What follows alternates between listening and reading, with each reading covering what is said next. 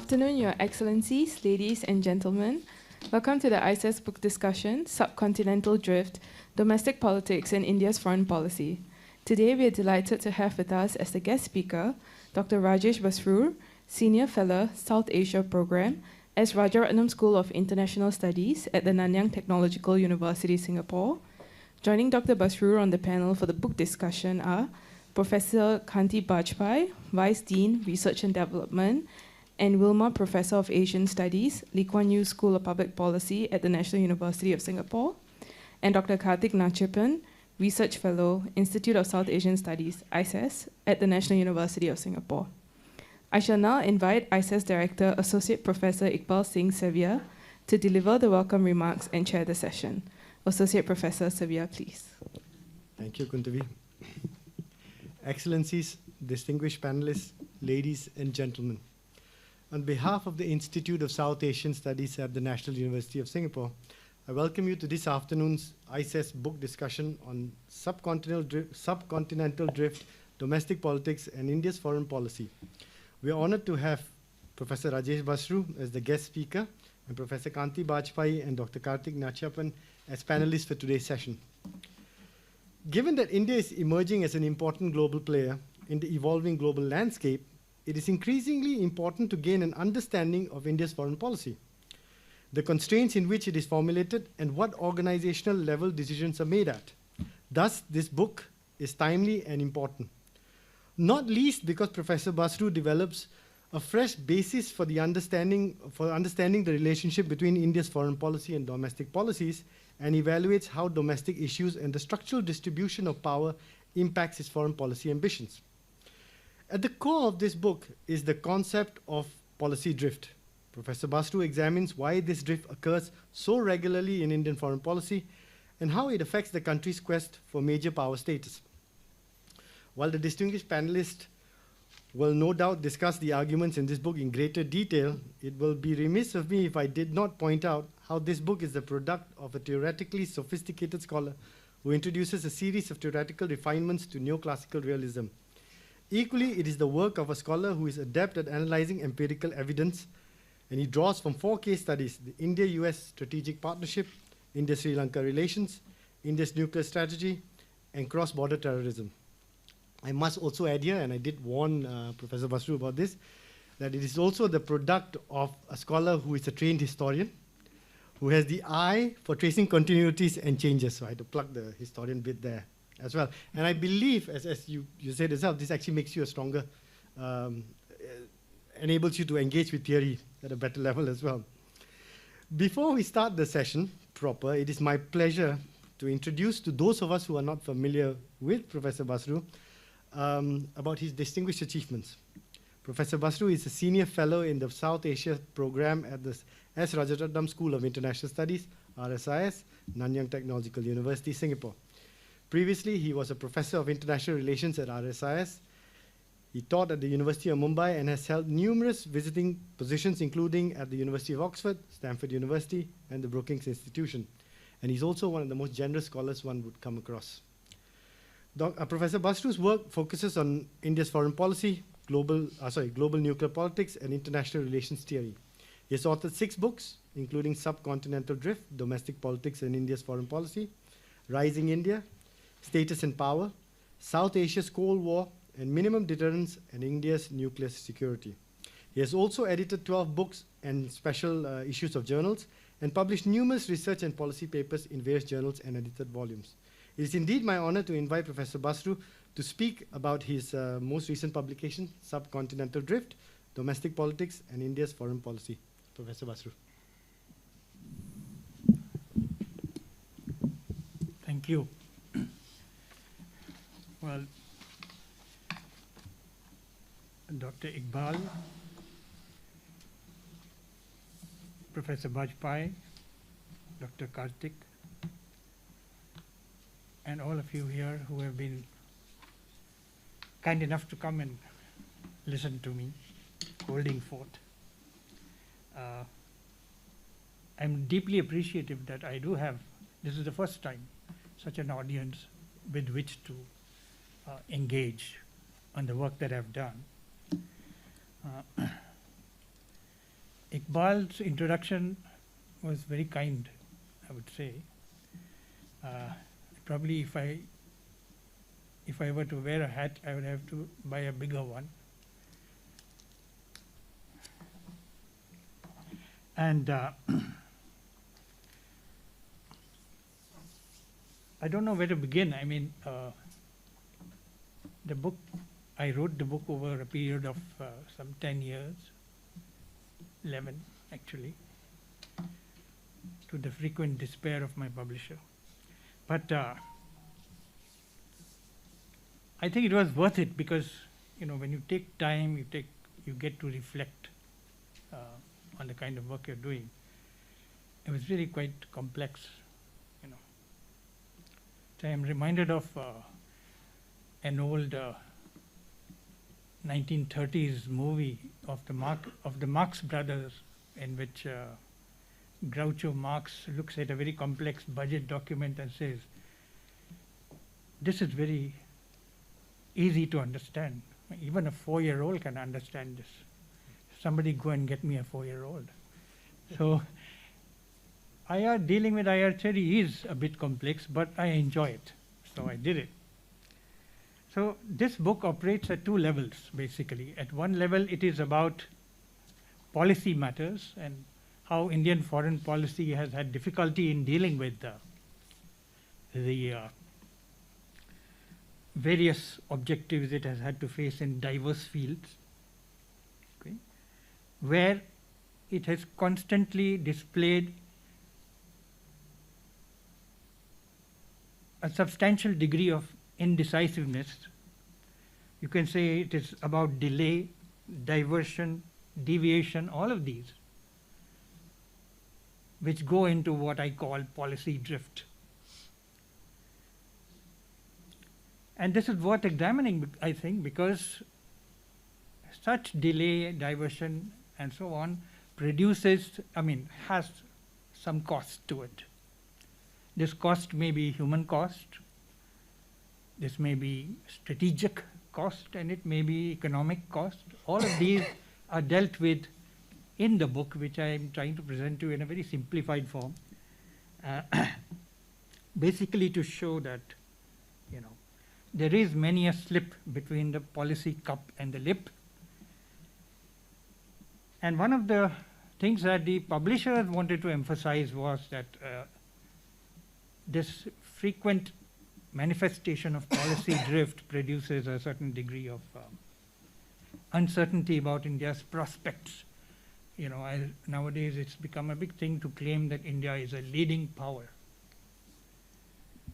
Well, I am not, I think the jury is out on that. And personally, I am not advocating that it should be, but whatever it is, India's rise, India's future as a leading power is certainly going to be affected if there is a degree of hesitancy constantly appearing in its policy. So the argument at the theoretical level, however, is about what are the analytical tools, the theoretical tools we use to explain certain phenomena.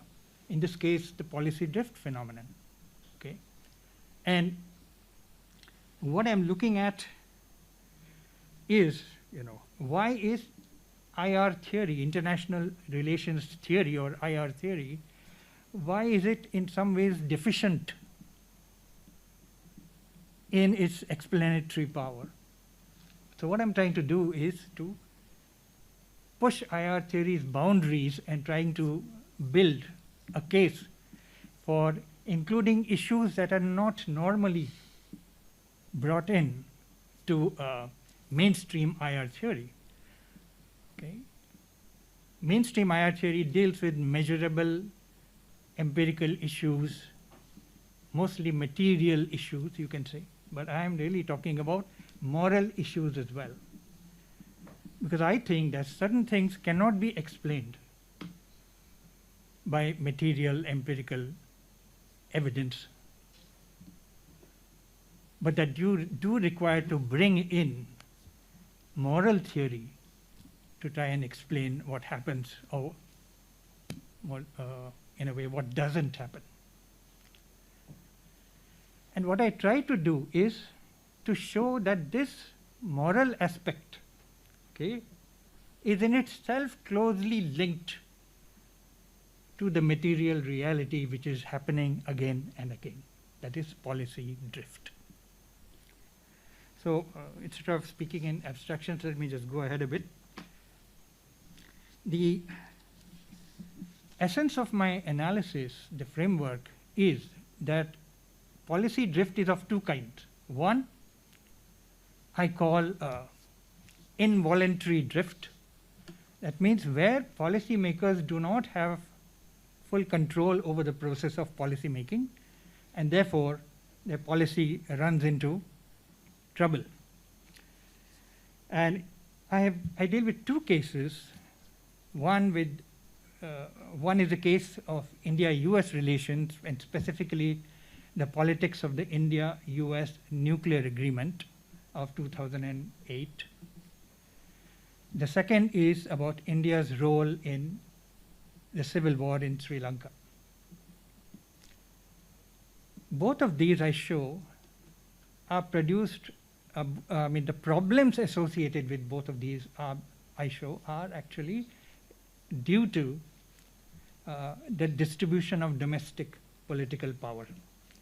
Essentially, it is coalition governments which are find themselves in difficulty trying to push a policy forward. Okay. The second type of explanation that I deal with, that I put forward, is rather an awkward term, I'm afraid, but I couldn't think of anything better. But I call it involuntary drift. And by involuntary drift, basically it means policy is drifting. I'm sorry, did I make a mistake there? Sorry. First one was involuntary drift. The second is voluntary drift. Okay.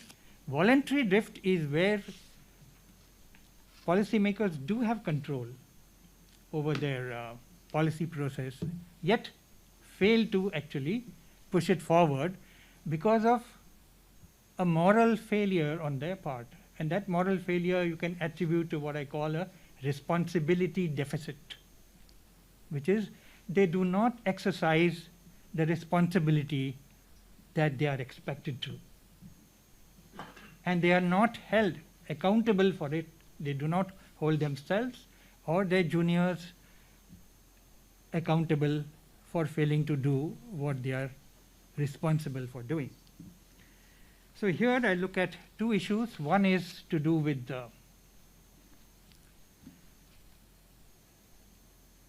the crafting of nuclear strategy in India.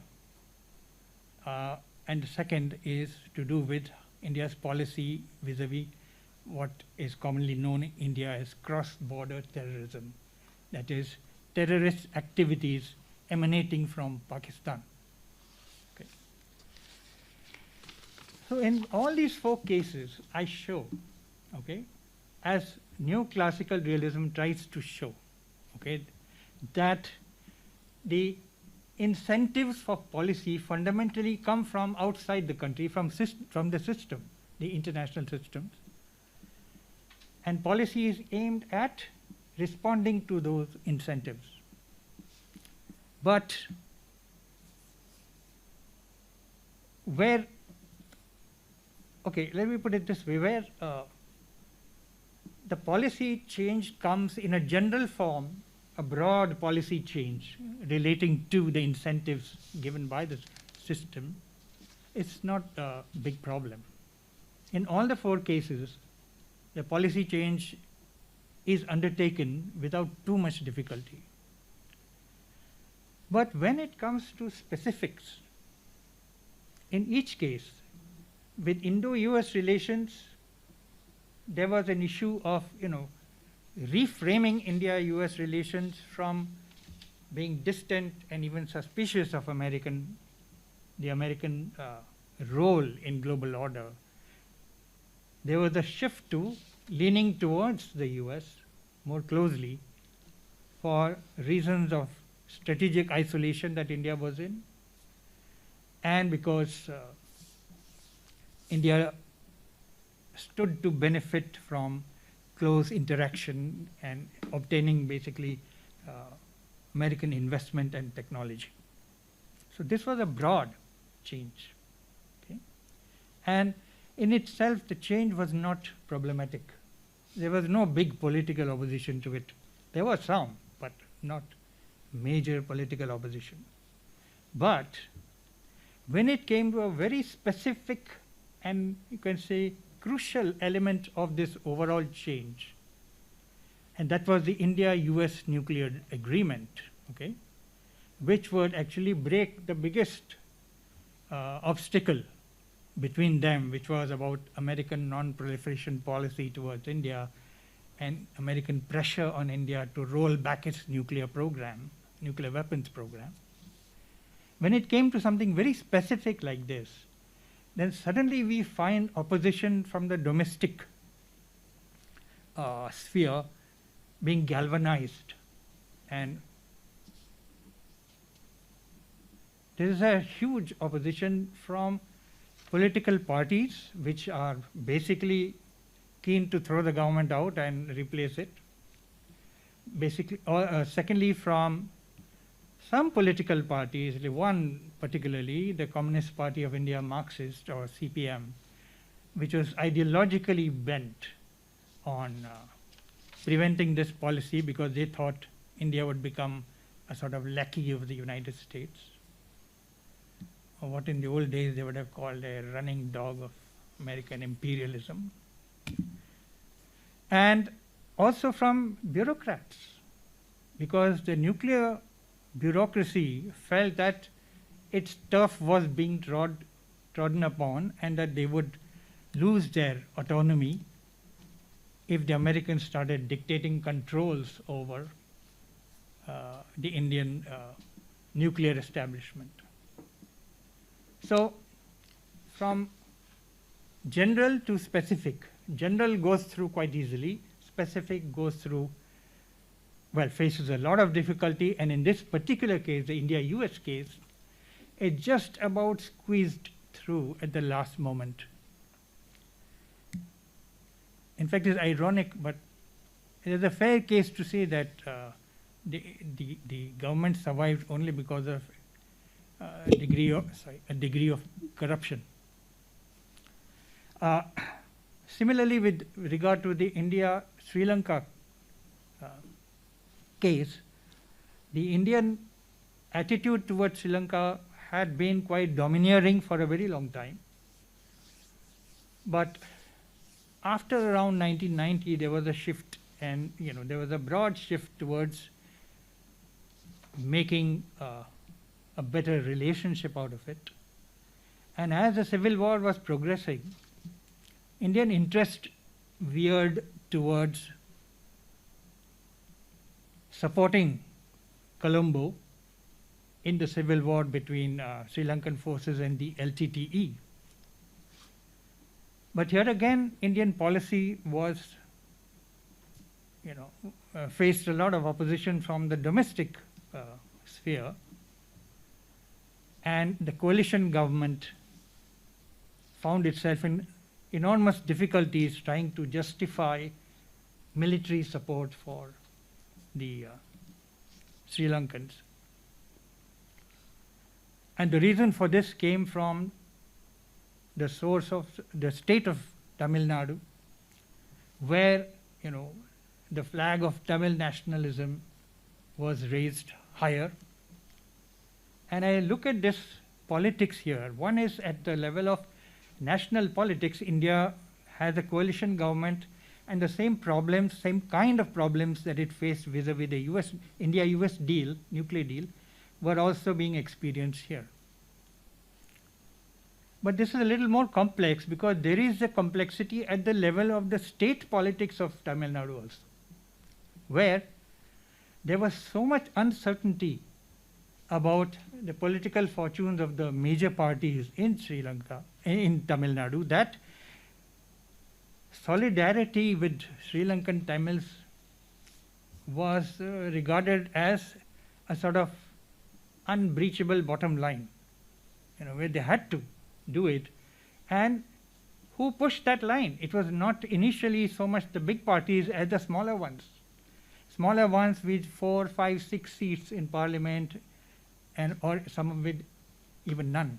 Okay, but there was so much uncertainty among the bigger Tamil Nadu parties, the DMK and the ADMK, that they allowed smaller groups like the MDMK, the VCK, and so on, to drive the process of raising the banner of Tamil nationalism. So from the state level, it reaches the center state level. And because of that, the Indian government found itself in trouble and essentially had to cut down its profile in providing military aid. Now, the cost in both these cases was potentially very high. In the India-US case, India would have been isolated if it did not have a close and warming relationship with the US. In the India-Sri Lanka case, there was a more immediate worry that if India cannot provide aid, then the Chinese will step in and fill the gap. So,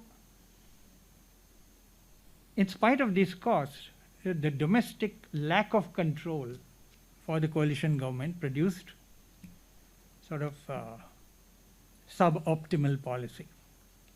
Okay. Now, these are fairly clear-cut, and a lot of work has been done, including by some of you sitting here, about how power distribution and coalition politics, created lots of problems for the government in New Delhi. Now let me shift to the voluntary side of it, that is the voluntary drift, where there was no such problem of coalition government facing lack of support, fear of being overthrown, and so on. One is with regard to nuclear strategy. Now here again a broad shift was had taken place without much difficulty, because the Indian government eventually, after sort of struggling with how to deal with its uncertain nuclear status, was finally almost compelled, you can say, by pressure emanating from especially the non-proliferation regime, as well as by the nuclearization of Pakistan. The Indian government decided to, let's do it, and cross the threshold, and 1998 carried out certain tests. So the big change happened, no big opposition. But when it came to specifics, okay, we have the weapons, now how do we organize ourselves, right? Particularly, what is the framework, the doctrinal framework with which we produce a cost-effective or optimal, posture and capabilities all rolled into one. And so the statement came out again and again, starting with Vajpayee in Parliament, that we are following credible minimum deterrence. We don't believe in arms racing. Fine. Okay. And in fact, in an interview in November 1998, soon after the test, Jaswant Singh was then, I think, External Affairs Minister. He gave a long interview to C. Raja Mohan, in which he outlined in substantial detail what is meant by minimum deterrence. And if we look back now and see what was then the thinking, we see that a substantial part of it has just deteriorated or vanished.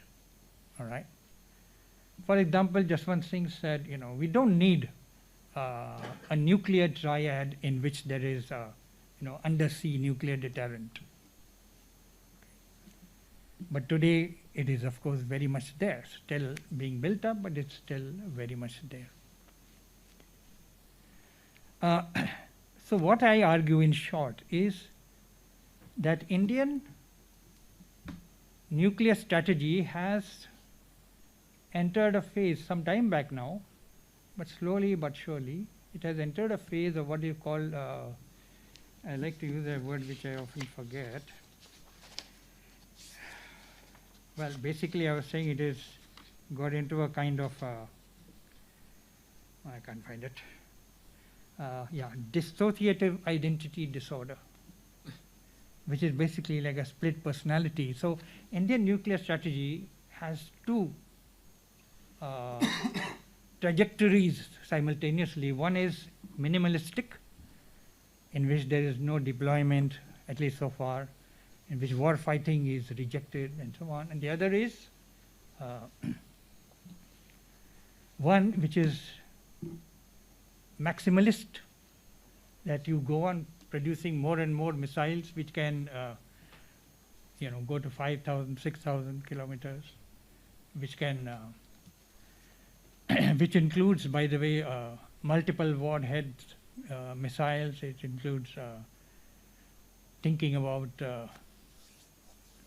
well, let me not spend too much time on this, but basically it has these two divergent trajectories coexisting, and nobody seems to be aware that this dissociation is happening. All right. And I explain this by saying that basically the problem is that nobody in government has bothered to sit down and think what is the empirical basis for adopting this strategy. All right.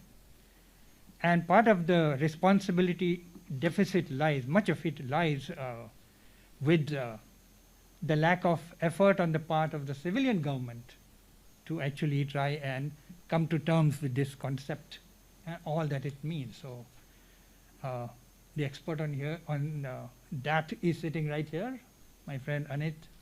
But basically the problem has persisted and nobody is aware of it, even nearly a quarter century after. And finally, there's one more case of counterterrorism or cross-border terrorism, how to deal with it. So again, the threat comes from outside. There's a general strategy which nobody complains about. One is to put pressure on Pakistan externally, and the other is to revamp domestic security. Okay. The first part fails because Pakistan has nuclear weapons and there's not much you can do about it. And after the crisis of 2001, 2002, it became abundantly clear that nothing was really going to happen. But the other side is what I really focus on, to show that the domestic security, the domestic side of security has been very badly neglected. And I use one specific case, that is of the Mumbai terrorist attacks, to show how poorly prepared India was for an action which had a history after the 1993 bombings 15 years earlier, that is before the Mumbai attack, and a series of train blasts, including costly attacks which cost more than what happened in Mumbai in 2008.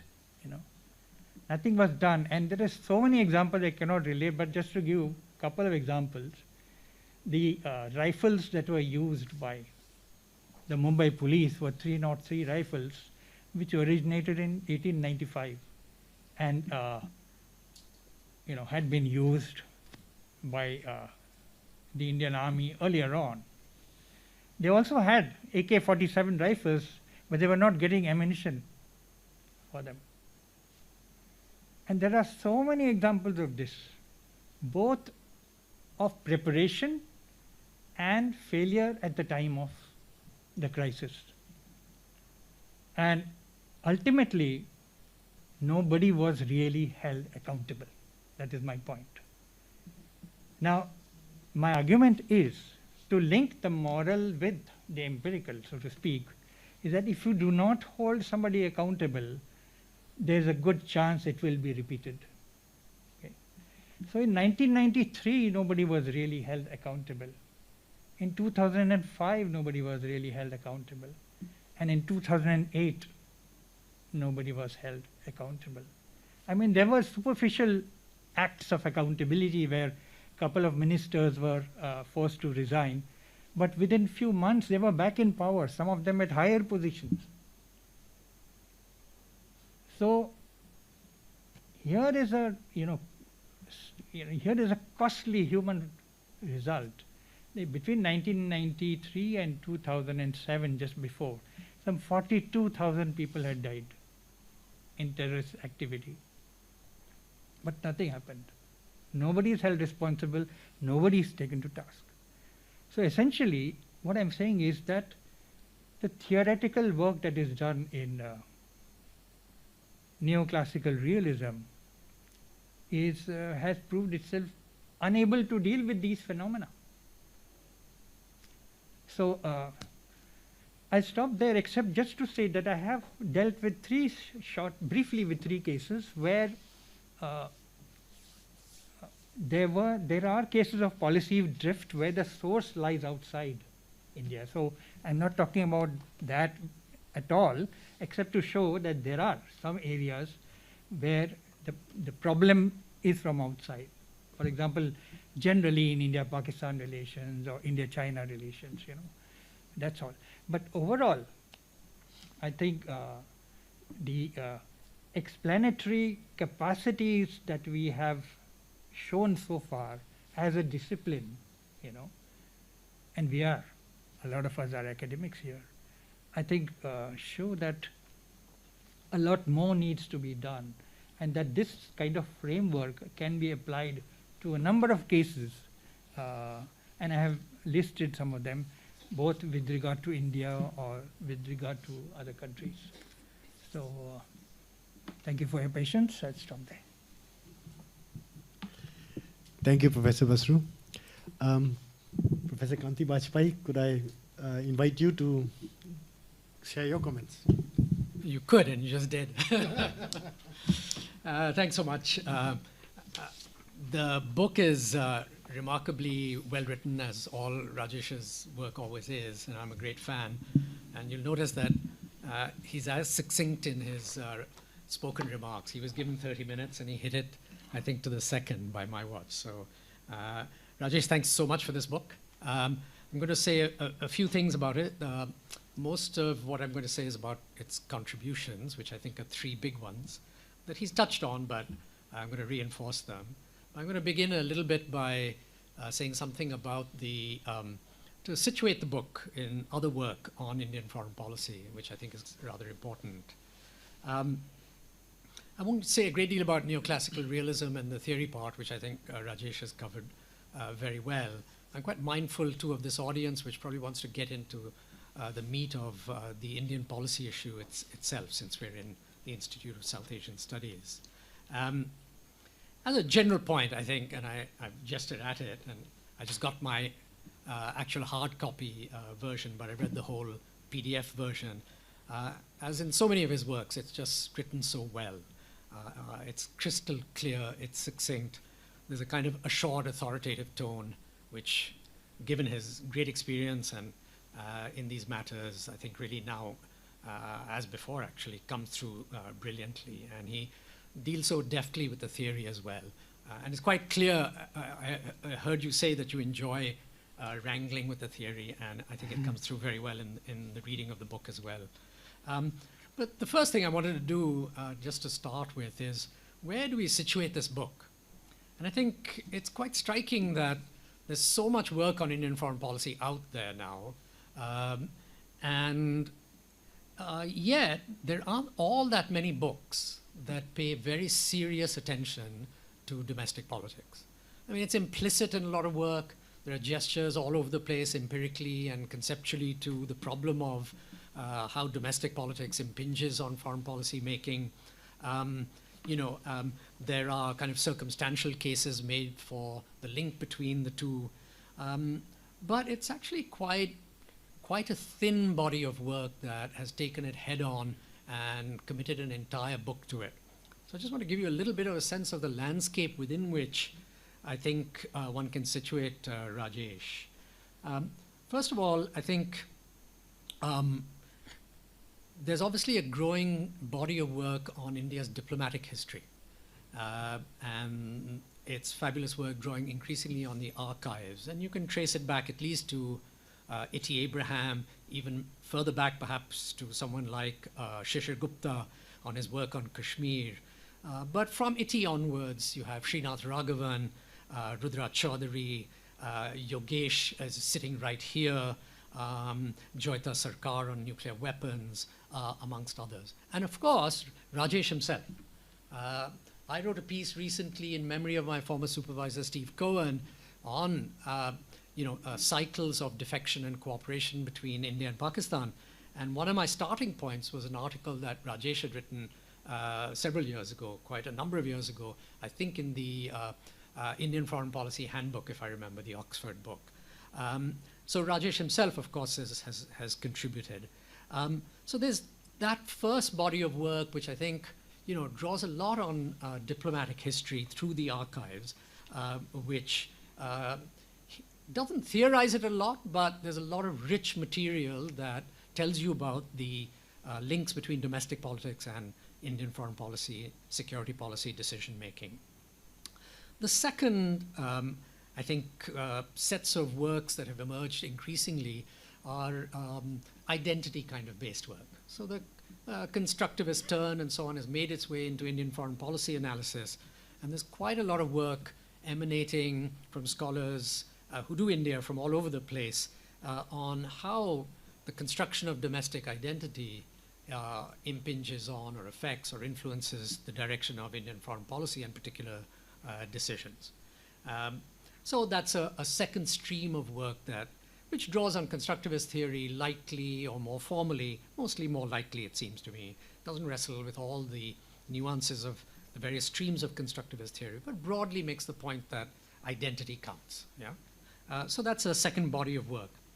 If we go back much further, one can go back to Jayantanuj Bandyopadhyay's work on a kind of a decision-making framework for Indian foreign policy back in the late 60s. To some extent, A.P. Rana's work on the imperatives of non-alignment related to Indian internal thought and practice as well, and how the nationalist movement, Nehruvian thinking, concerns in India about how to deal with the problem of power, which seemed to be kind of alien to India historically, in his view, how these translated into how India did foreign policy and security. But I'm also thinking of Shashi Tharoor, Reasons of State, where he said essentially that, what India did was related to its level of political development, picking up on that old body of work of the 1960s on internal political development. If you could measure that, then you had some idea of how perhaps foreign policy outputs would occur. And Tharoor wrote a whole quite detailed book on that. And then we have Karthik here on his work on multilateralism, which generously also draws on domestic politics and India's multilateral kinds of engagements in, if I remember, 4 areas as well for case studies. And I remember coming to that book launch and enjoyed that book very much as well. So these kind of books that I think they're somewhat closer to Rajesh's work in the sense of unpacking day-to-day internal politics, ideas, processes to link them to, not identity so much, and not this kind of lighter touch diplomatic history, which along the way, shows you how various domestic political streams and considerations affected foreign policy. But really it gets down to some of the stuff that Rajesh also unpacks. And so particularly in Tharoor, Karthik's book, you get a flavor of that. I've just finished editing a book, which is a fresh for Bharat Karnad, and it's titled How Realist is India's National Security Policy. And I'm going to come back to this book because it comes rather close to some of the conclusions that Rajesh has reached. It's an edited book, but the essays, I think, come back to that. But there, too, you get a flavor for some of the kind of decision-making. How much is India willing to spend on defense? Streams of idea and thinking, civil-military tussles over policy making, and so on in that book feature as well. It seems to me these are 3 or 4 streams of work, but if I added them all up, I mean, we could probably list about 30 really telling works here, 30 or 40 at the most. That's a very small amount for such a big subject.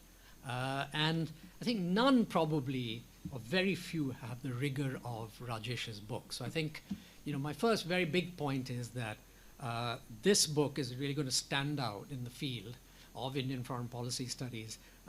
It may also, and I think I join your hope in that, Rajesh, that it also contributes to the amplification of neoclassical realist theory. But my concern here really is much more with the contributions to Indian foreign policy studies. So let me just stop there on, first of all, that location of the book and what it may really do to galvanize the work on the domestic sources of constraints on influences on foreign policy making. So second set of remarks, and then I'm going to stop. Here I can probably be somewhat more brief. I think there are three big contributions above and beyond what I just said of this book. And the first one is, well, let me state all three. The first is realism matters when you think about Indian foreign policy. The second is domestic factors matter. And the third is moral factors matter. And I think all three are very important, and Rajesh has very nicely alluded to them, but I just want to underline and reinforce the point.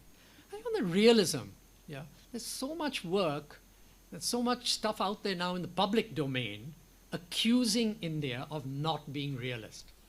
Kind of like there's the leftover fuzziness of Chacha Nehru, who apparently could not think like a realist.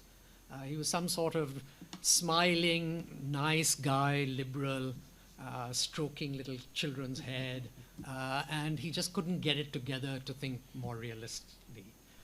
Which is to say, he was not attentive to the imperatives of power, of doggedly pursuing India's national interest in a seamy, power-hungry world, a violent world. So there's a kind of a very, in public, in the media, in virtually every think tank, amongst a lot of people who do day-to-day Indian foreign policy, there's kind of a feeling like India is some sort of, stumbling, unsure, like, just doesn't know how to handle power and violence and anarchy. And I think that one of the points that's so telling in the book is that what the point you made about a general realist disposition does in fact exist. In all four cases, particularly in the first two, India certainly seems to have that general policy, which is a kind of realist one. So I think the first thing that the book does is to reassure us that India is realist. And this book I've just finished editing that I was alluding to, about 11 chapters by various people. If you set aside the 2 foreigners who contributed, the 9 Indians there all agree that India has been realist. And the conclusion there is rather like yours, which is that they all sort of say India in varying degrees, in a general sense, has been realist, which is your big point about the general kind of drift in these 4 cases is towards a realist disposition. But then when you get down to a specific policy, things don't quite look so realist anymore. And that point comes through in these essays as well, but not as sharply and as kind of rigorously said as yours by any means. But I just want to underline that general point that you make, which amongst the chapters, if I, on this point, if I had a favorite, it would be the nuclear deterrence chapter, because my own interest in nuclear weapons issues. But I think it's just masterly on picking out these 5 thinkers on nuclear doctrinal issues, analyzing them brilliantly in a table, and then showing it in a tabular form, and really showing that here are leading theorists of India's nuclear weapons policy, including Nagal, by the way, who is also in the book I've just edited, a so-called maximalist, who also seems to be muddled because there are elements of minimalism, even though he projects himself as a nuclear maximalist. But that chapter is just brilliant in disentangling the various kind of muddles in Indian nuclear deterrence thinking. I think the counter-terrorism chapter, which will maybe I'll come to a bit later, is just searing. I mean, when you read that, it's so detailed, and you almost want to scream with anger as Rajesh brings out all the inefficiencies and stupidities and moral vacuities and moral failures that underlie that, So it's written in such clinical prose, but your blood boils if you're an Indian anyway, when you read that chapter. So I think the first point, though, is realism matters, and there is a realist Indian disposition, for sure, but when it comes down to a specific policy, it seems to evaporate, and that's where I think all this impatience with India comes from, which is reflected so brilliantly in this book. The second great contribution is, of course, the center of it all. Domestic stuff matters. I mean, everybody knows that, but to really show it in these 4 cases, the voluntary and the involuntary cases, and to identify in the 2 sets of cases what the causative factor is, I think it's just so well illuminated.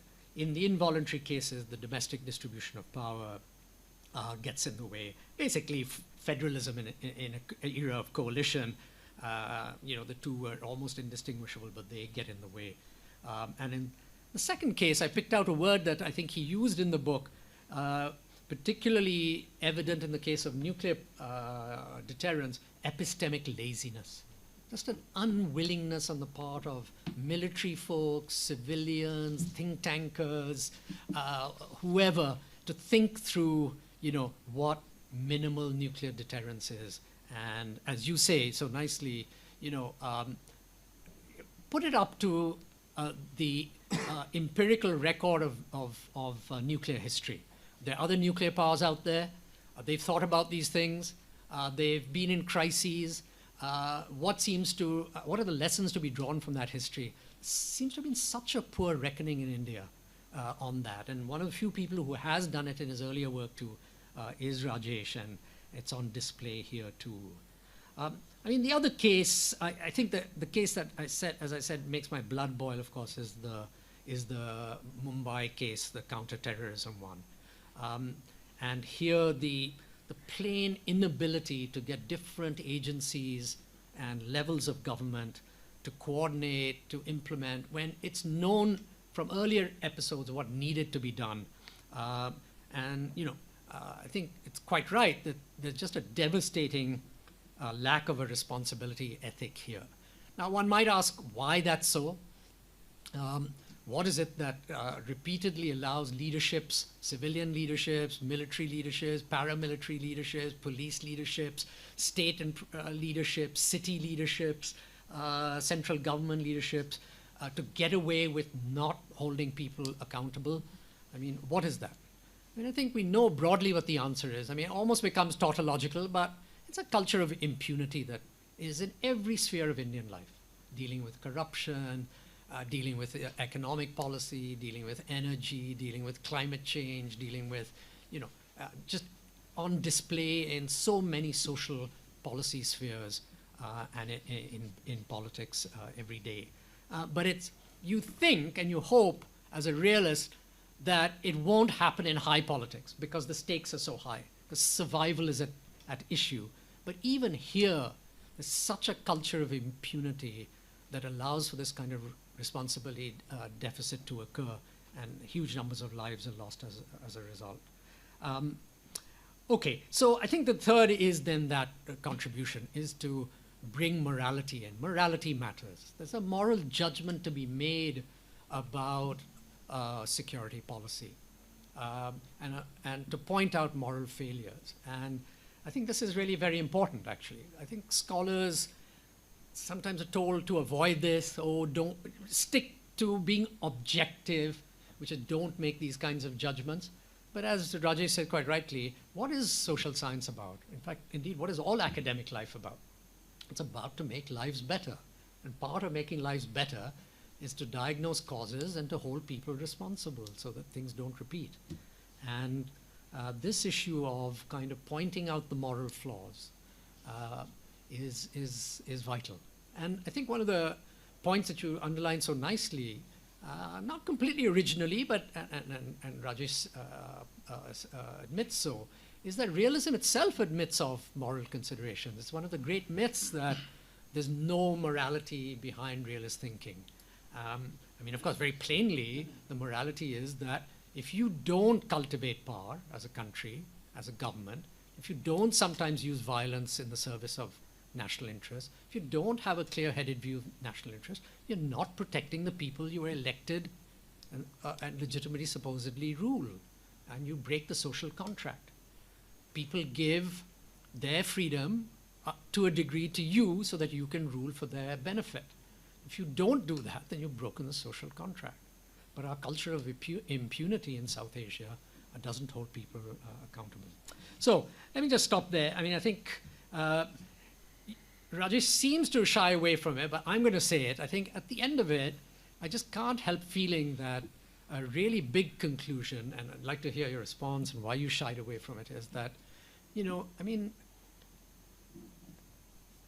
the deep cause of this kind of drift domestically is that India is a weak state.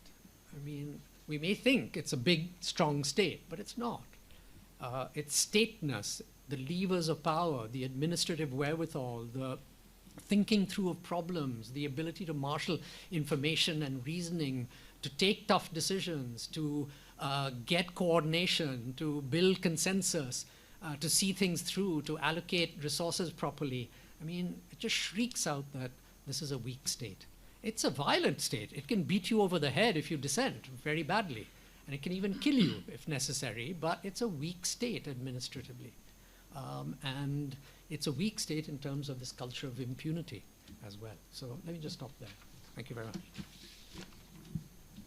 Thank you. Karthik, over to you.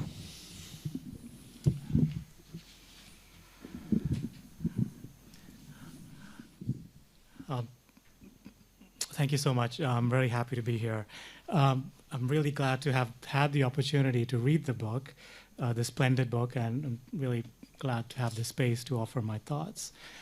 Just echoing Kanti, I think this is a really important book. This is a book that when I first saw it online on Twitter, and then I met Rajesh the next time, I told him this is a book that's also long overdue. And I'm really glad that it's out. And it's also a book that's perfectly timed, given the questions that exist today about India's role in the world, its potentials and opportunities as a rising power, and why it so often fails to live up to those potentials.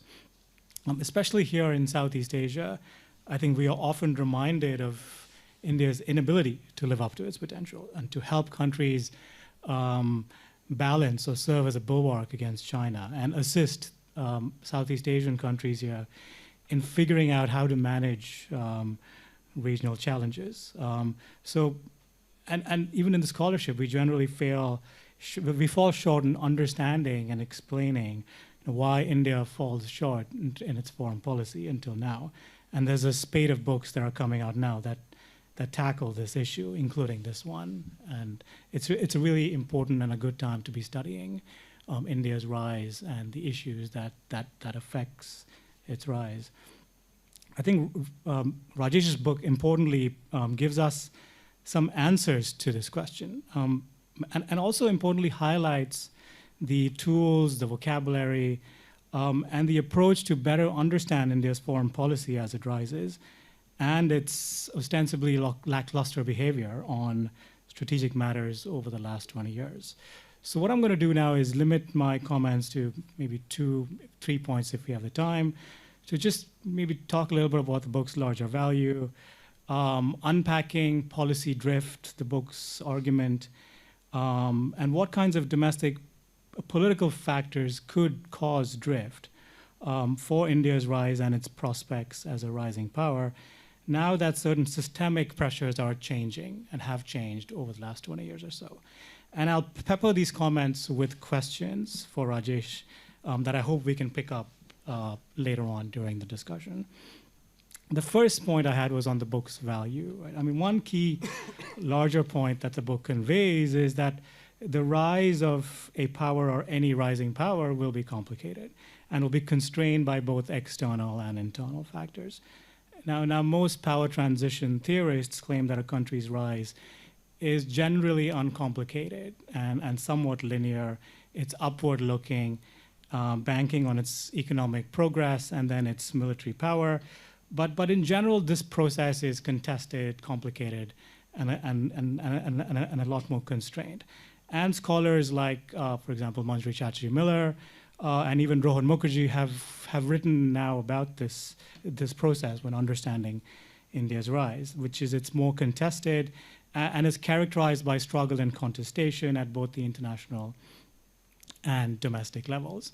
And Rajesh's book also adds to that corpus that points to the importance of not exclusively focusing just on material and structural factors, but also paying sufficient attention to domestic, social, and ideational factors, whether it's about status or identity or certain ideas like Hindutva or advocacy when we're trying to understand India's rise.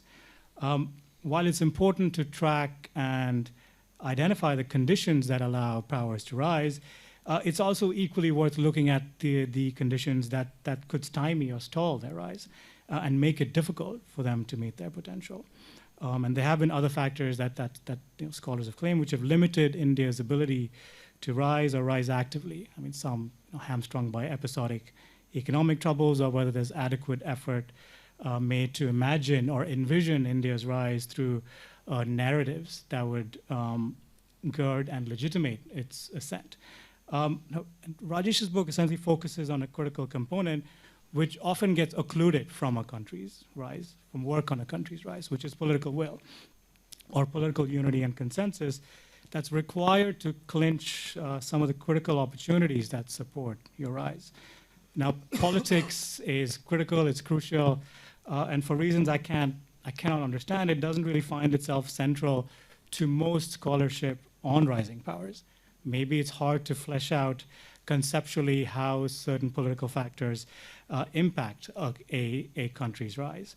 So perhaps scholars have generally shied away from modeling and measuring those political conditions.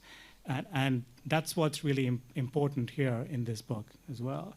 Now, another aspect which comes through from the book in terms of a country's rise is state power, right? Which Kanti referenced at the end, is how governments can extract the requisite political capital through which decision makers can achieve specific ends. Now, state power was the concept that Fareed Zakaria used in his first book, From Wealth to Power, to explain America's rise in the 19th century, which was essentially backed by the American state, and how the American state was able to ease constraints that supported American expansion in that century. So there's a clear link between the structure of the state, state institutions and how they function, and their impact on foreign policy. Now, what Rajesh's book shows is the obverse. It's the opposite. The inability and the deficits of the Indian state and government, particularly owing to policy drift, and the inability to make and follow through policy choices that have undermined Indian foreign policy and India's major strategic challenges. The domestic policy lag or drift, which I will get to, effectively constrains and foils the government's response to systemic pressures, leaving it worse off than it was before. And I think it's really important that scholarship that covers India's rise now and in the future really unpack the political dynamics, the conditions that affect its rise, and importantly, how the domestic and international factors interact. I think this interactive aspect, which comes through in Rajesh's book, is really vital when we're sort of trying to understand a country's rise. The second point, and that I'm going to talk about, is the argument of policy drift. Now, the two conditions that Rajesh has mentioned that constitute this drift or policy indecisiveness is the material distribution of political power, or how seats are distributed in the legislature, which leading to either a coalition or majority governments that ostensibly signal whether a government is firm or not. And second, the willingness or unwillingness to make policy changes due to a lack of motivation or responsibility, which was the moral component. In other words, the government does not want to do what it should do, right? Now, the point made in the first two cases, which in the India-US and the India-Sri Lanka case, is of the domestic coalitional politics driven by a narrow set of interests constrains India's approach and ability to control specific outcomes, particularly with respect to the U.S., the India-U.S. nuclear agreement, and relations with Sri Lanka following the civil war there. I also got the sense while reading through these chapters and through Drift, for what this sense of drift or slack, is that at times the drift could also be a positive, right? And Rajesh notes this in the book, which in certain cases compels the government to actually stick to its guns, stay the course, and not concede. Now, within a democratic setup like India, or perhaps another rising power like South Korea or Japan, I think such domestic political pressures may not be antithetical or inimical to a country's rise, but in effect could protect them over the long run from making certain policy choices that could backfire over the longer term, right? And I think this question, which Rajesh does identify in the first two chapters, really need to be considered much more carefully now, especially if you consider India's withdrawal from RCEP or India's response to Ukraine. And Rajesh's book nudges us to ask that, as we confront different kinds of politics, majoritarian politics or populist politics, particularly in India, but also other rising powers like Brazil, could it lead to or precipitate foreign policy choices that may look wise or prudent in the short term, but could complicate a country's rise over the long term, right? So what I'm saying is that if the domestic distribution of power what I'm saying is that if the domestic distribution of power does not constrain foreign policy, then would it be less beneficial for a rising power over the long run? Or would it actually boost and accelerate that rise? In other words, certain domestic constraints could at times be a positive, right? They could allow for pressures to release and for policymakers and for policymaking to understand the implications of that decision, whatever that is. The other point I wanted to make in this vein is that, and another important aspect of Rajesh's book is that it really tries to unpack sort of the rise of rising powers that are also democracies, right? Which I think is a really important aspect that doesn't really come out in a lot of the scholarship on rising powers, and hopefully it does going forward. Because these rising powers will almost always experience problems related to domestic politics that affects their control over policy making, which in turn could affect their rise in the long term. Now, the book differentiates control on the basis of how political power is distributed, so the number of seats in the legislature or the coalition, but there could be other factors as well that equally constrain a government's control, whether it's ongoing events or crises, the federal nature of their politics, especially India, challenges around policy implementation, issues related to financing money, political economy constraints, or other kinds of domestic political opposition. And I think the book really hopefully it allows us to think about what kinds of other domestic political factors that democracies face, which could eventually constrain their rise over the long term. I have another point, but I think since maybe I'll just wait. I'll stop there and then open it up, and I'll probably come back to something else later. So yeah, thank you. Thank you, Karthik. Rajesh, there were a few questions from both Kanti and Karthik. Would you like to address them first before we open the...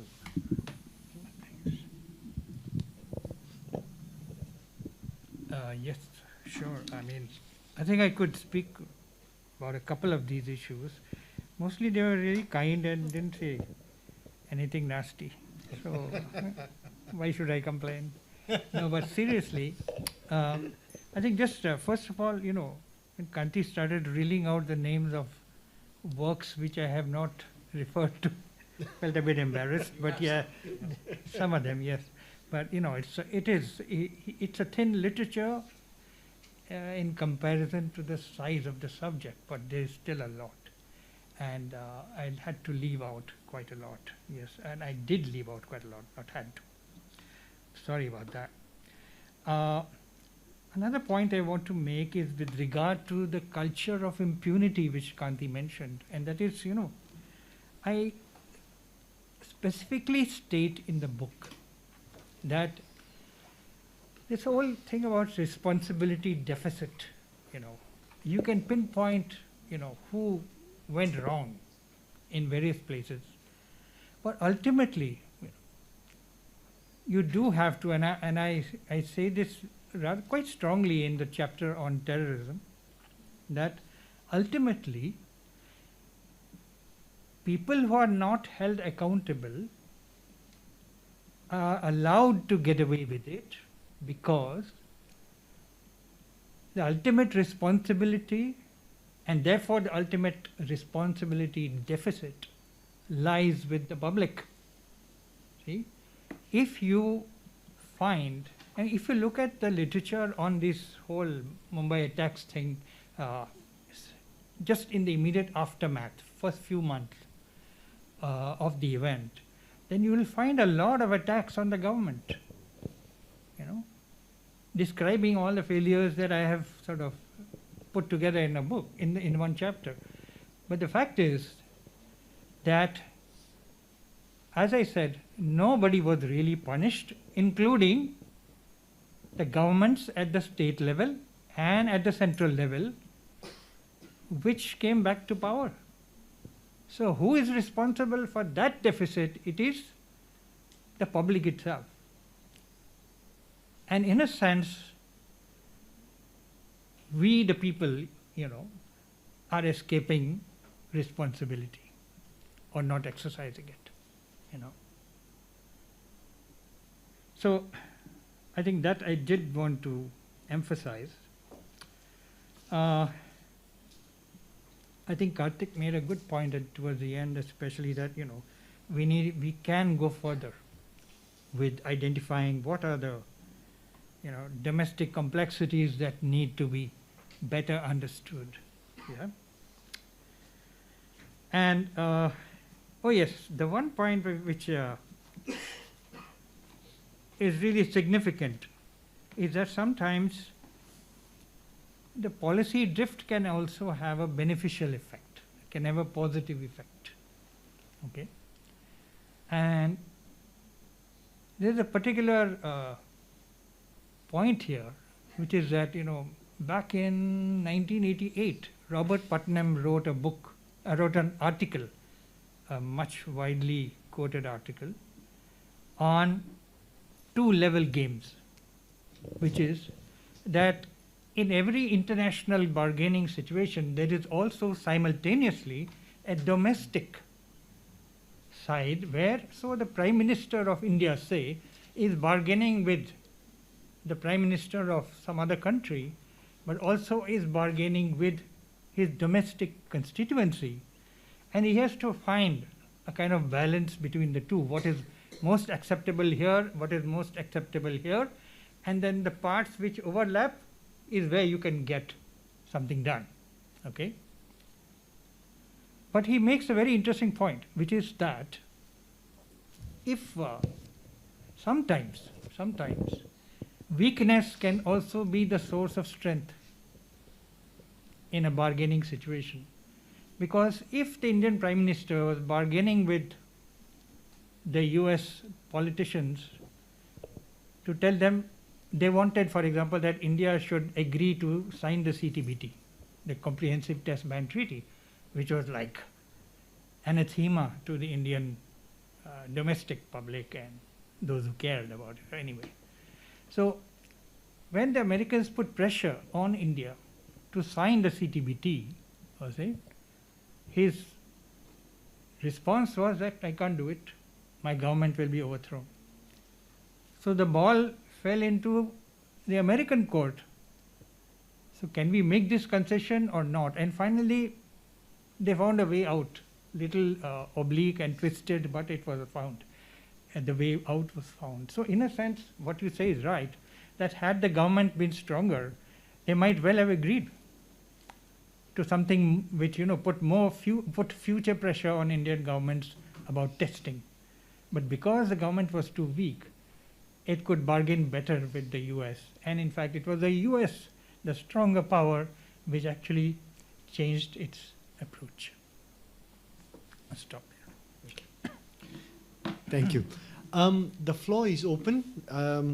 To be able to squeeze in more questions, what I'd like to do is take a few questions at a go. And if you could briefly introduce yourself, but also keep your questions brief as well, so we'll have more engagement. There'll be a roving mic, so do I see any hands? Yogesh. First of all, thank you, Professor Basrur, but also Kanti and Karthik. I haven't read the book, but have seen the book just now, but also learned a lot out of all of your presentations. So I have a question and maybe a question. So first, just thinking about the two categories of drift you talk about, like, right, the involuntary drift and the two cases.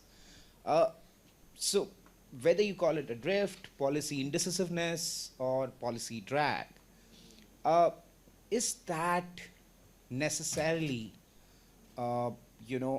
necessarily a problem when you come down to hardcore empirics? And I'll give you two examples out of your two cases in a sense. So Indo-US nuclear deal. If Kakotkar would not have come out saying that FBR would not be under sanctions or would not be the part of the IAEA package, India would not have got the sweet deal, which it got actually.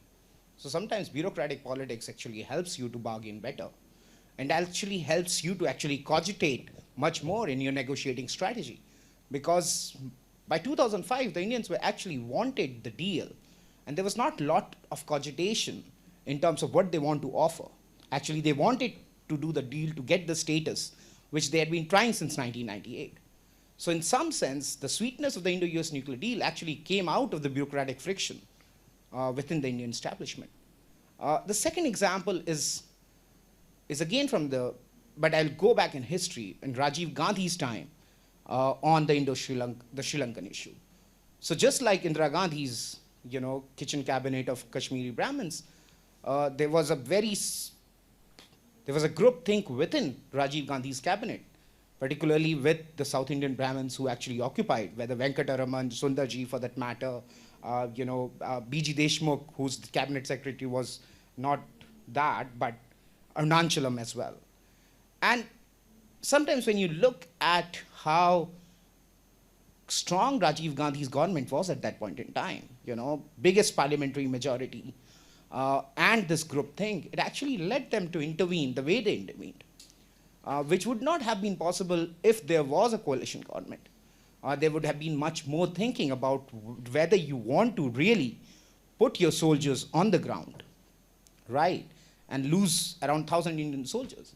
So what I'm trying to ask you is that drift in a democracy, which might come out of these internal frictions, necessarily a problem? Or sometimes it might actually result into better outcomes, even when the process might appear extremely messy. So that's the first question. The second question on nuclear strategy.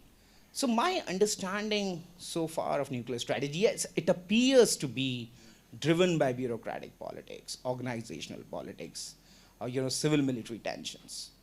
But I do think, and as George Pakovich very rightly argues in his book, that the prime minister, whenever it came to nuclear politics, has been the sovereign in terms of taking new decisions on nuclear weapons and nuclear strategy. So to give you an example, it appears like a drift, especially if you think about it the way you put it, just one saying something in 1998, and when you look at it today, right, there's a lot of drift in terms of minimalism. But I'll quote you again in a sense that I don't think the central point about credible minimum deterrence, or the central philosophy of credible minimum deterrence, has changed, and which is, again, quoting your work, is the difference between what actually creates deterrence. Does risk in adversary's mind create deterrence, or your own credibility of your capabilities does create deterrence in adversary's mind? And I don't think that has changed. Yes, we can talk about technological evolution, the technological drag. But in my own reading of things, so give you an example of Triad, which you mentioned. It was the PMO's decision to actually convert the nuclear submarine program into, which was a conventional nuclear attack submarine program, into a ballistic nuclear submarine program. It was the PMO's decision to actually put nuclear missiles on ships until and unless that Triad came into effect. It was the Chief of Armed Forces Committee which actually said we will not sign CTBT because with the kind of, again going back to the nuclear fizzle debate, the kind of confidence we have in our nuclear capability right now, this does not meet our targeting requirements. And this was told to me by the COS chief. So in some sense, I do think that whatever the drags we talk about, there's a lot more coherence in the nuclear strategy, and one cannot compare the situation between in the last 25 years. A lot has changed even in terms of what India wants to do, and especially vis-a-vis China, where you need to have actually deterrent stability, and you need to catch up. So those are the two questions in a sense of are we kind of somewhere down the line not giving the due to the political class, and particularly in terms of nuclear strategy, not other cases. Because in my own reading of nuclear strategy, it actually comes down a lot from top down rather than bottom up. I'll stop there. Anid, you had a question as well? Thank you. Mukherjee, I'm at ISAS. I would like to believe that the idea of the drift came from me because it took you 10 years to write the book. 10 years is the time I joined RSIS ago. So either the book drifted because I joined and you spent all that time dealing with me. If that's true or not, you don't have to answer that. That's not a very specific question, but it's a fantastic book. You're still my SOS when it comes to anything to do with IR. I've gone through the book. It's really well organized. It's very well written. So congratulations on that. Thanks for the analyst comments. It was extremely educative. I had a couple of points, if you don't mind, just as a step forward. I mean, obviously the book is done and dusted, and so it until version 2 comes out. But in terms of to take the debate forward, I think the book, when you do the book launch in India, would be extremely well.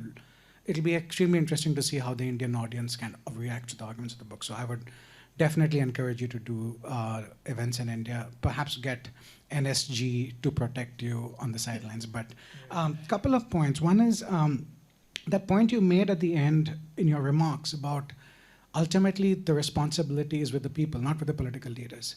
I did not see that in the book. I was searching for it, but I thought you could have emphasized that point, because when we think about the examples you give, Mumbai attack, Congress comes back to power, right? I mean, even after the Mumbai attacks. And so as we talk about, the failure of the state and the moral imperative, ultimately who is supposed to judge that according to the democratic theory is the people who get to decide that. It can't be academics, it can't be analysts who say, it can be, but it will carry more weight if it is left to the people to decide, if they've been able to implement the trust that, like the social contract, so as to speak, right? So if I could ask you about that, perhaps that's a point that you could have emphasized in the book, which I did not see, and I just skimmed through the book, but I probably missed it, so it's there somewhere, so I completely missed it. Second was about the accountability issue, right, which is extremely important, but I was somewhat interested in your examples about what kind of accountability that you see in other countries that you would want India to emulate. In the sense, it's an extremely interesting question. It's an extremely important question. I get asked that all the time when I speak with the armed forces officers about, oh, there's no accountability. Who holds the MOD to account? And I'm like, apart from the '62 war, which wars have we held anyone accountable? Because accountability chain flows all the way up to the system, right? It's not just the police officer on the beat. It's the SHO. It's the Home Secretary, it is the Home Minister, it is everyone. And so there is almost an embedded incentive for everybody to make it a systemic failure, as you have acknowledged in the book. And that goes back into the idea of people want to keep information away so that the epistemic community, which you have correctly identified, is not well informed. So even now, when we talk about the nuclear issue, right, apart from a few of you who work on nuclear issues, there are lies within the system that the DAE has told the DRDO about our own capabilities, about the credibility of our own nuclear tests.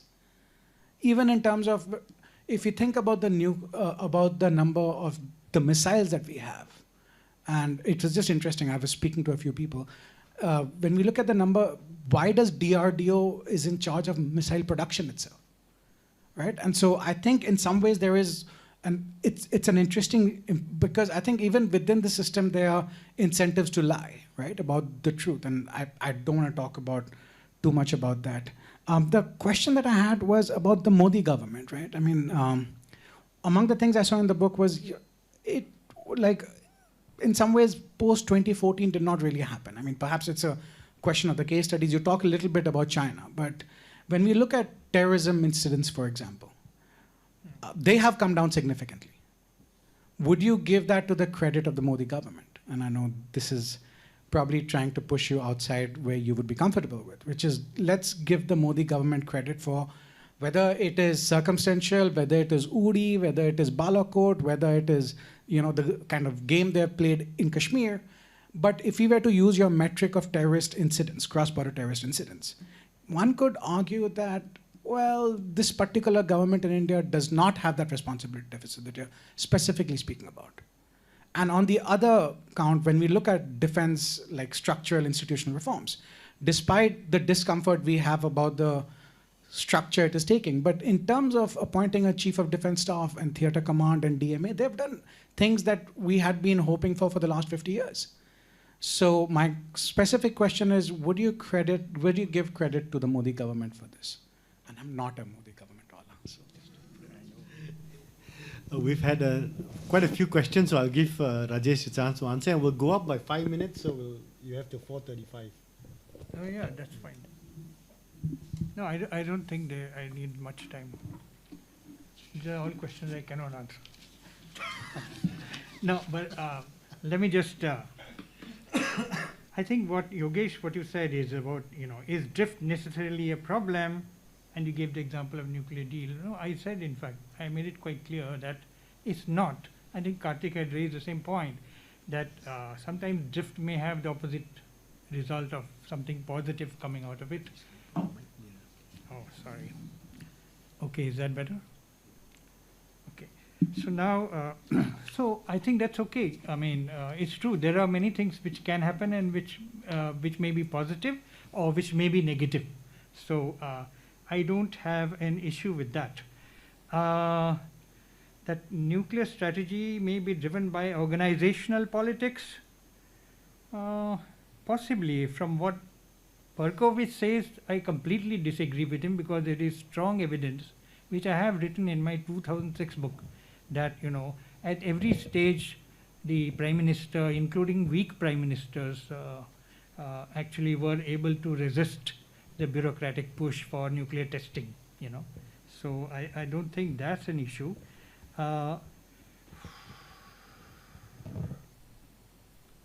As regards to overall, strategy being pretty much what it is, that's my point. I still go back to the point, which is that, who is finally responsible, and that comes up in this responsibility deficit issue, is finally the civilian authority. They have to take the final decision. And to my mind, nobody has really systematically studied, what is meant by minimum deterrence, except me, of course, but I don't count. So I don't have the eye or the ear of the people there. But seriously, so the responsibility still goes back to the government, to the civilian government. Okay? Now, you can also blame, and I didn't speak about that, but essentially the government's reluctance was to study or to try and even understand what is minimum deterrence, was due basically to a failure to get around the so-called civil-military bargain in Indian politics, where the civilians say we finally decide, how much money is spent, or we go to war, or we sign a treaty, but the rest is professional stuff, nitty gritty. The military will deal with it. But with nuclear weapons, you cannot say that. You cannot say that. Ultimately, if catastrophe is around the corner, it is going to be. You have to understand what is the role of nuclear weapons, what they can do. You have to understand what is meant by deterrence and what is minimum deterrence. And this is not unique to India. I'm not saying that. I mean, it's a bigger problem if you look at the Cold War and the kind of weapons they produced. The same problem. In 1986, at the end of, almost the end of the Cold War, between the two of them, they had more than 60,000 nuclear weapons. Okay. Or I read a very interesting statistic yesterday. In 1973, in the middle of the Cold War, the megatonnage of the explosive power of the weapons belonging to the US and Soviet Union was equal to 1.3 million Hiroshima bombs. Okay? So now who is responsible for letting this happen? You can describe it in terms of bureaucratic politics, you can, all these other things are there. But ultimately, who is letting it go? It is political, it is moral, that decision. That's what I was trying to say. I mean, and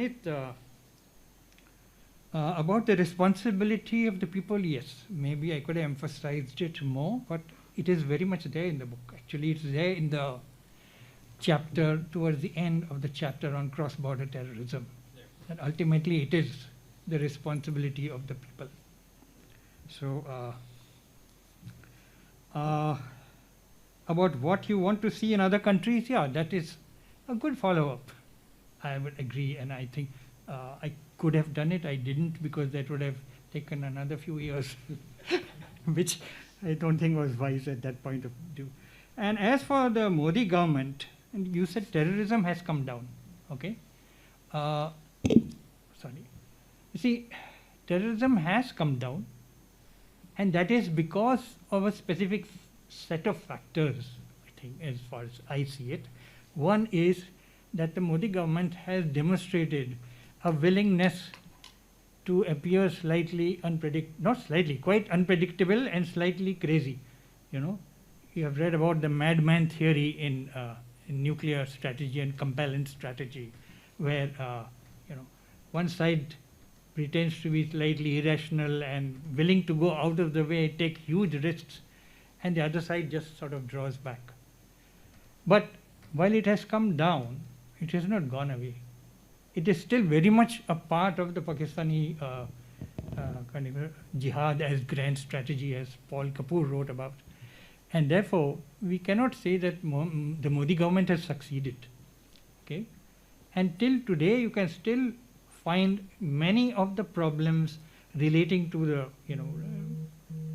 the kind of things I revealed, not my revelation, but which I brought out in the book, that many of those things about equipment, about organization, about responsibility remain problematic today, and is just, and the whole thing, by the way, applies in a bigger ways. I mean, this topic was on external policy finally, but if you look at policy with regard to, say, the state government, internal, intra-state terrorism, the same problem of responsibility deficit still happens, are still prevalent with regard to the Northeast, and even more with regard to domestic left-wing extremism. So I'll stop there. Thank you. Rajesh, thank you for being succinct and also leaving RSI's domestic politics out of the terrain here. So, jokes aside, thank you, Rajesh, for writing the book. Thank you for gracing ISAS with this book discussion. Thank you, Kanti. Thank you, Karthik, for your insightful comments. And while I call this session, the official session, to a close, I'm sure we will continue the discussion outside. So please join me to thank both Rajesh and the panelists as well. Thank you. Thank you. you.